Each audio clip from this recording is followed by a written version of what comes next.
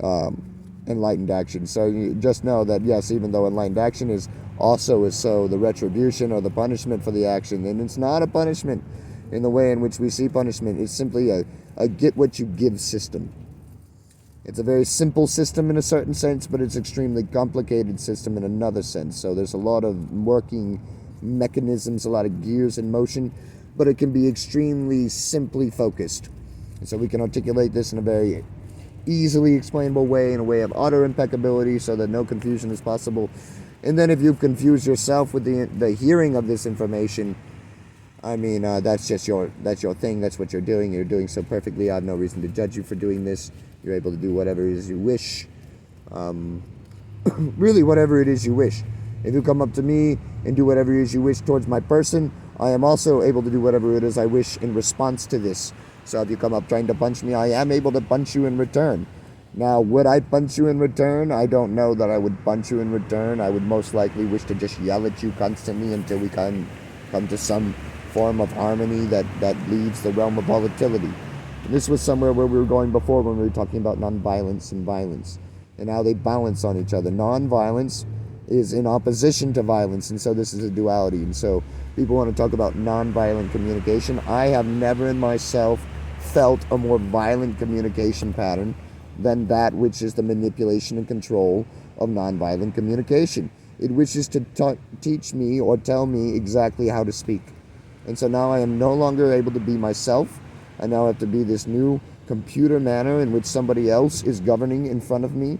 And they are governing me to speak the way they wish to govern me, so they can rule me and control me and manipulate me into their desired flow pattern. They want to even lead me to where it is that we're going to agree at the end. This is what we have agreed, they say. I will invite you to agree with me on this. Okay, well, I don't accept your invitation. And then they're like, I feel a lot of violence from you. I'm like, well, I'm just simply not accepting your invitation. Was it not an invitation? It wasn't actually like a controlling leading that I had no choice but to agree to. If I have choice in this world, then I don't have to accept your invitation, do I? But I do understand your implication that you were inviting me to see something the way that you are seeing it, and in a way that implied that your way was the greatest way to see it. But I don't actually feel that way myself. And so for the impeccability and authenticity and the ability to constantly have to be in utter honesty and transparency, clarity, the giving of myself fully to another being, I'm unable to accept your invitation. Now, this is a very strong stance for somebody who's wanting me to accept the invitation. And so the person may respond to my, authentic expression is now violent towards their expression. But they were really expecting me to be cool with that. They've practiced that a million times. They've seen that that's the most intelligent and logical, peaceful way to ever come at another person. How dare you not accept this? How dare you be such an eager, ogre, oaf of a person as to never be able to see the great, pure wisdom they're trying to control me into? Well, you're going to lead me into this. Why don't you just let me be myself? If you have a better way to speak, I guess speak it in front of me. Go ahead. Oh, you want to control me? I'm a free, sovereign being. I don't go around controlling you. You were even able to lead me into this weird scenario where you were able to try to control me. I wasn't stopping you from that. I'm just telling you I don't accept your information or your invitation. I'm like, whatever. That person left the conversation squeezing my shoulder with all of their might, telling me that I'm a violent person. I was like, and I just yelled at them, I'm the violent person. You're the one who just grabbed my physical body. I never once felt in any way agitated to move in volatility towards this being. So I'm glad we went into the realms of nonviolence and violence, and then we got back finally to volatility. See me, I'm just watching each syllable, and I don't really know where we're leading. I'm not sure exactly where we're coming, but eventually a word comes up and then sparks my memory. Oh yeah, that's right, we talked about volatility. That's why we're talking about nonviolence and violence. And actually, nonviolence and violence came before volatility, which led into many other motions and frequencies, but we finally got back to this one. So all of those somehow had some kind of need and form in shaping whatever it is that's coming to here due to whoever happens to be viewing this particular message. And there's a lot of you viewing it, surely, and maybe there's only a few of you, but if there is a lot of you, then this message is going to have to span a pretty wide spectrum of realization, and so it's kind of cool. I like that we're hitting this nice, simple, and direct flows, because they are really relevant to everybody, especially those within the spiritual community who's having to deal with now a spiritual ego within themselves and with others around them. It can be very difficult once we decide that we're righteous, once we decide that we're greater than something. that we know the right way, because now we also know all the wrong ways. Anything that's not doing the right way, of course. So if you're not doing the same thing as me, you're wrong, you're less, you're doing this, you're bad, whatever. I now can judge you. Oh, you're not a vegan. Oh, you're not this. Oh, you're a smoker. Oh, I'm not a smoker anymore. You can't quit. I quit. How dare you? You lazy son of a bitch. You can't see the obvious wisdom I've come into. Whatever. This kind of weird, strange thing, when we start to control ourselves, we start to want to control ourselves or the world around us. It's a funny reverberation. I've moved through the patterns myself. I moved out of them pretty quickly, but it was a very difficult place to move out of because they do have such pretty faces, wonderful resonances. They have such beautiful stories attached to them. Glory and righteousness, how gorgeous the grace and peacefulness of the nonviolent communications. I never actually did enter nonviolent communication. I was not able to control my throat like that. I was not able to suppress myself. As it turns out, I had to be real and authentic, constantly, completely honest in every way. And nonviolent communication was never going to make me able to do that. I had to control myself constantly, observe myself constantly, be very quiet, watch my sentencery, and then make sure that I formed my sentencery correctly in order for me to be able to put out a sentence. And somebody has just had a completely well-calculated, manipulated image from me, instead of just allowing me to just shoot straight from the hip and be spontaneous, completely myself in any moment. Hey, if I say something crazy, maybe we can backpedal and see that I don't really agree with that thing I said that was crazy. Who knows? It doesn't matter. We'll move on, no attachment, completely free, spacious in a way. So volatility of me is only possible if I'm suppressing me. So there was no volatility in me when it come to this man who grabbed my shoulder very violently. He said he was feeling violence, but he's the only one in the room suppressing violence. I don't suppress violence. I move it through me just fine. I have no problem. I am violence. I'm this, I'm that, I'm everything. There ain't nothing I am not. Go ahead, point at it in the mirror of consciousness. You're only going to be showing me a mirror of myself. It must be me. There it is. All right, yep. Well, if it wasn't here, then it wouldn't be here. Then it would be not. And if it was not, then it's not. So that's why it's not here. If it is, then, I am all that is, so it must be me as well. You're all that is, I would say. If you don't believe that, then whatever. That's not your deal. It's not a big deal. I've already seen everything in a way of equanimity, of non-duality. There's no way to distinguish me from this tree in a way of a greater or lesser distinctioning. And so I know that we are all that is in an amazing way. The fractal universe, the holographic universe, existing amazingly, the entire information of the whole existing in the very smallest of all, singularity. It's amazing. The heart of all that is existing in the center of every point of perception possible, whether it be the eyes of the tree or the knee of the tree. It doesn't matter. No matter what, in every one of those different places, it's a complete equal expression of oneness. And so that's amazing, But volatility only happens through suppression of energy. If we were able to speak vocally with the only chakra system that is said to be transcendental, just through the use of it alone, you can transmute all of the energies of all the other chakra systems. Why is that?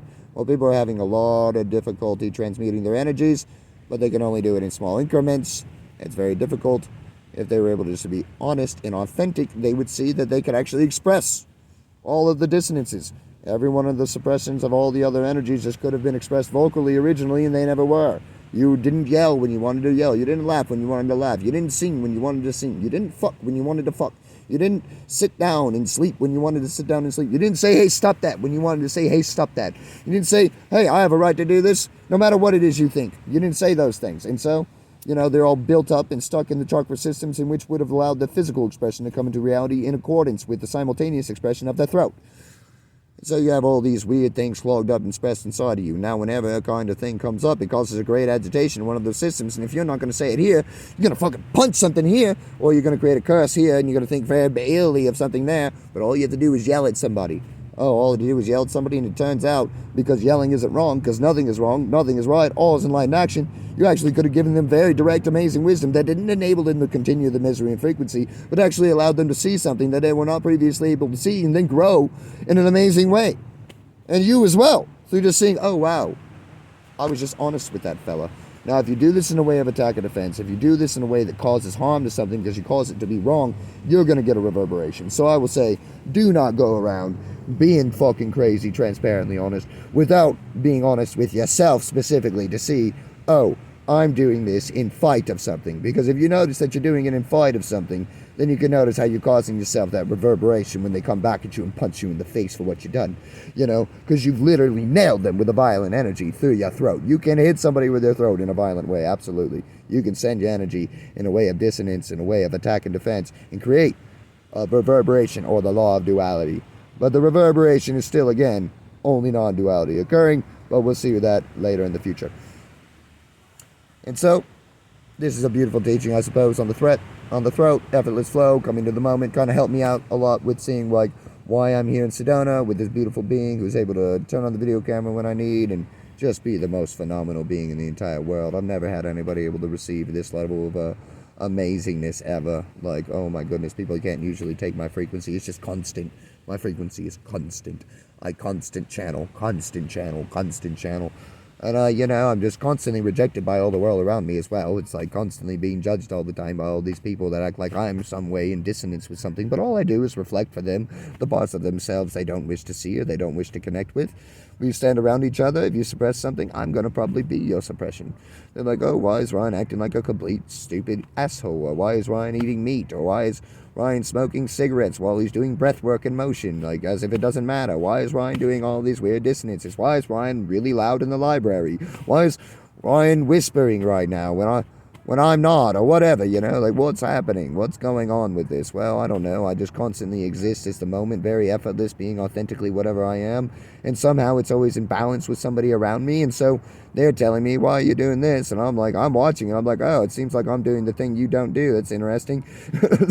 Oh, that's very strange, but I just feel like doing it. It's just what I'm doing. I don't really have any judgment of myself or any attachment to the way anybody perceives me, so here I am doing this thing. And I have to imagine that it's completely balanced in the moment. At first, when I was first doing it, I was thinking, oh no, it's me. I was identifying with judgment and things like that. Eventually, I could see that I was emptiness, after already noticing everything else to be constantly always exuding this amazing perfection to where all they could ever do was be of my highest benefit. So eventually, from seeing that and knowing that it was true for me as well, and seeing us in equanimity, I could also come into that form and chord shape that allowed me to express quite limitlessly and effortlessly.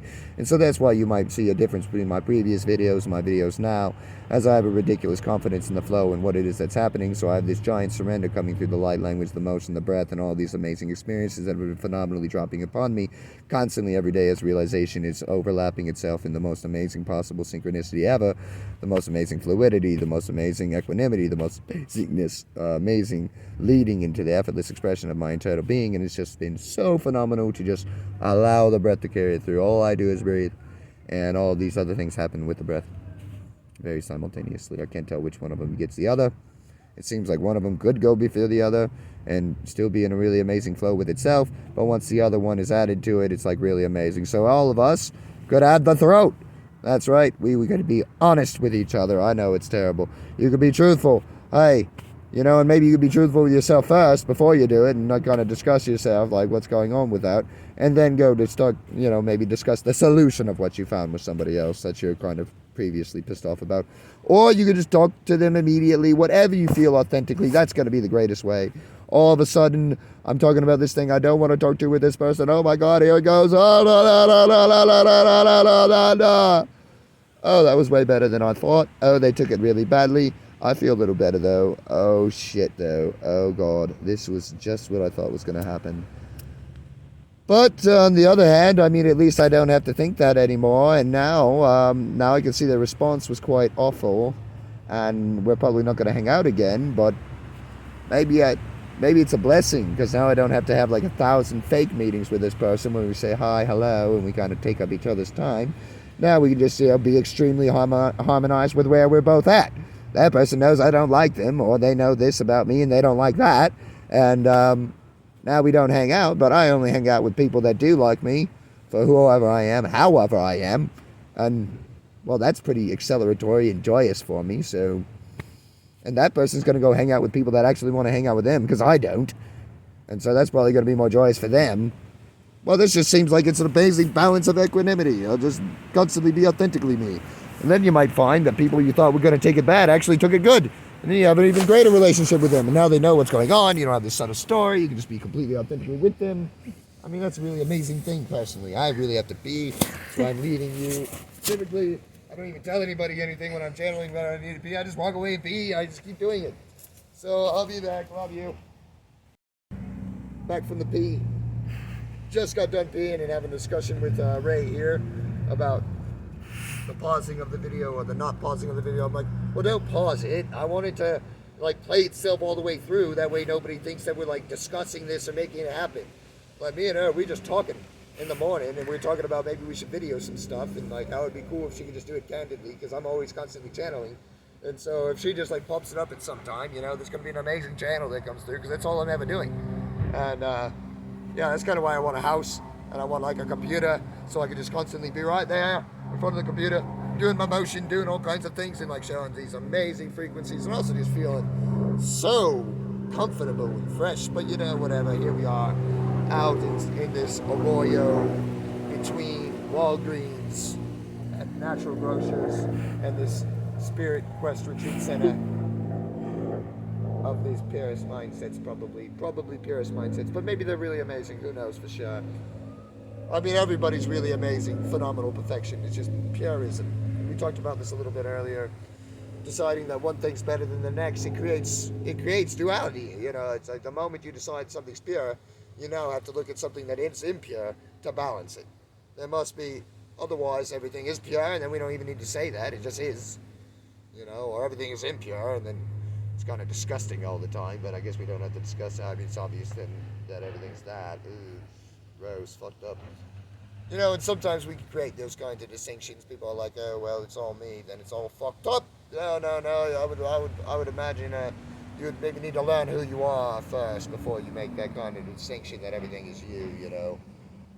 Because who you are is actually the most amazing marriage of compassion and wisdom that could ever exist. The male and the female, and the most beautiful harmony, the heart of all that is. You're just the most amazing being ever, and so you can learn that very easily. There's a lot of attachments and grasping and focuses that kind of stop us from being able to do that. We've identified with ourselves, our life, our family, our friends in all these different ways, and we've defined ourselves in such a way in the means of grasping, an attachment so hard that we can never break free from whatever it is. We'll never be ourselves because of this thing. Whatever it is, our child, our family, our thing, our job, whoever we believe ourselves to be, our identity, and so not being able to break free of that mold means that, there's not a lot of lasting possibility there. There's a dedication that happens with the Bodhisattva when he vows to come back every lifetime, until the end of all lifetimes, until, not even the end of all lifetimes, but just until every single being, no matter the being, whether it be in a hell realm, a demon, no matter what the being is fully enlightened, fully free, fully liberated, fully free from the cause of all suffering, ego grasping attachment. And yeah. So this Bodhisattva vow we've mentioned already before. It's the vow, or maybe not just the vow, but the intention. Sure, you could set the vow, whatever. I mean, the intention is definitely in alignment with the vow. I mean, the alignment of this is something that lasts the eternity of lifetimes.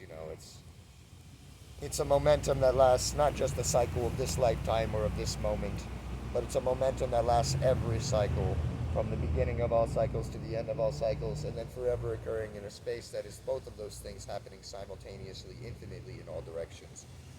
And that's the one that matches the biggest breath, the biggest cycle, the cycle of the heart. It matches God, in a sense. It matches source. It matches the eternity of now moments. And to match that is to embody the frequency then, as I've said, of the heart, of the breath, of the heart most frequently, most beautifully, most intimately. The very center of our frequency, the heart of all that is. The flame that is in the heart, the jewel that is in the lotus, the enlightenment that is in the heart. Om Mani Padme Hum, the bridge between the heavens and the earth. This, here on our very center, where all things from above and all things from below, through the bridge point that is the middle way of ourselves, has an ability to move through all everything, through all that is. It's an amazing thing to realize oneself. And it's amazingly easy as soon as we come into a place of compassion that drives us and moves us in a way in that manner. That agitation has been provided to us to cause us to not have a thirst for the world. There's no satisfaction in it anymore. The wine or the beer, the amazing rear view mirror. That one rhymed more authentically with the line. I kind of lost it right there. I was like, what comes after these? And so I started to observe, to wish to control, but Then I went to another word, and I was like, no, that wasn't the flow. I had to go back to the other words, and then follow them through in a way that was a rhyming chord structure, and that brought me to where they were in their true nature. And for some reason, the rear view mirror was a very clear thing to say after that. That was something I needed to say. I don't know quite why. I imagine that because I said something else instead of it, that I was also meant to say that other thing instead of it, because it's all perfection. So because I said that thing before it, and then I was able to say that thing after it, but I was able to follow it with authenticity and impeccability, bring a fullness to that entire expression that explained every different part of it in such a way that brought a full teaching through, like, oh, okay. And so then I had this rear view, it's like, oh, okay. And it brought me a rear view mirror. It was like, why that rhyme? Well, now that the rhyme was there, you were definitely going to say that thing before it. But now you can actually use this weird rhyme of rear view mirror as a way to look in the rear view very clearly with the people that you may be speaking to. And it's amazing. Now that we're looking in this rear view and seeing that added chord shape in this, we can see that the dissonance that was the doubt of it actually came to bring out of it an amazing perfection. And so there's really no reason to judge any part of ourselves. The part of ourselves that's the great honored one, the great trusting one, or the part of us that's the great doubter or worrier or even controller or manipulator. Eventually we'll be able to see these things as things that are things to move away from. If you're trying to control something, you're trying to control yourself in a manner that is completely inefficient in a sense. Eventually you'll notice this. But for the time in which it's occurring, it's not a perfection. It's exactly what's needed for everything in its most pure reflection. So I don't see any reason to fight against any chord shapes or frequencies. I don't see any reason to focus or fixate ourselves in any place of discipline in order to make ourselves a desired or preferred way. What I'm talking about typically or bringing through is an amazing balance of equanimity, of non-duality, of one existing actually as one is actually existing constantly, that one is not separate from all that is and the universal laws of all that is, that one is actually the embodiment of these things. One of those amazing laws being the law of impermanence. And this is one that is a law. This is one that will occur, that is constantly occurring. The moment that something takes form, it changes. It's one of the most amazing things. A lot of people are in the process of forming and unforming, forming and unforming, forming and unforming. But once they do get to a form, they'll see it's broken pretty immediately. And if they haven't had the breaking point of form, then they haven't ever been in the realm of realization or a place where revelation could come to them in a way that was a benefit, of relevance. And so that was the word before, was relevance instead of revelation, but I kind of mixed up the letter and pattern when it came up to me. We're kind of bringing things in kind of like an antenna. We're moving really quickly here, so if you get a little bit caught up on the observation, it can cause a little bit of a looping dissonance, and that's okay. Not a big deal. We just kind of roll with it, express it through. If I were to leave that a subtle story not spoken to you, it would create some kind of weird duality within me to where I was now in two places at one time. So I just express myself constantly in the moment, on time, with rhyme, however the chime may come through. And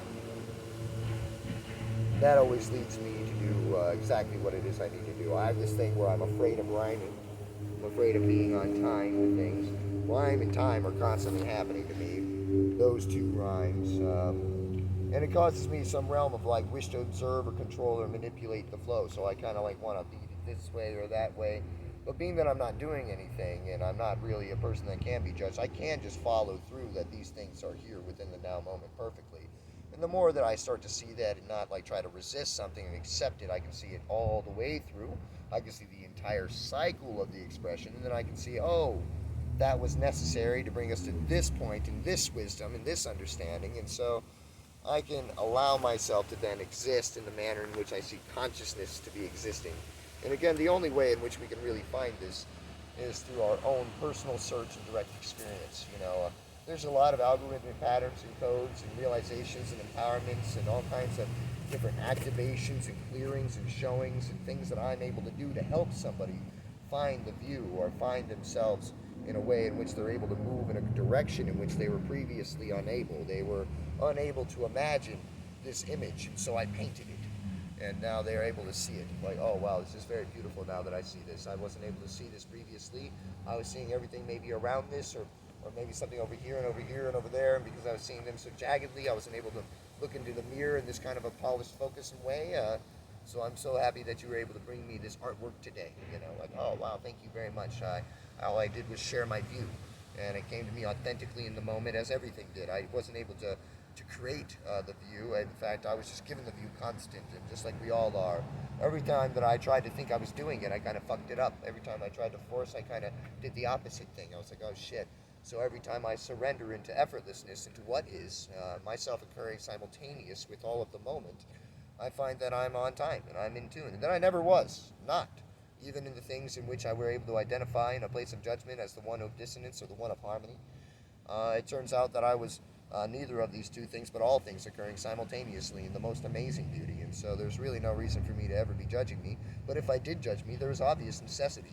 And so there's no reason for me to judge me for judging me, as if I was at one point lesser than at any other point. And when I can see that for myself, it'll be easy for me to see that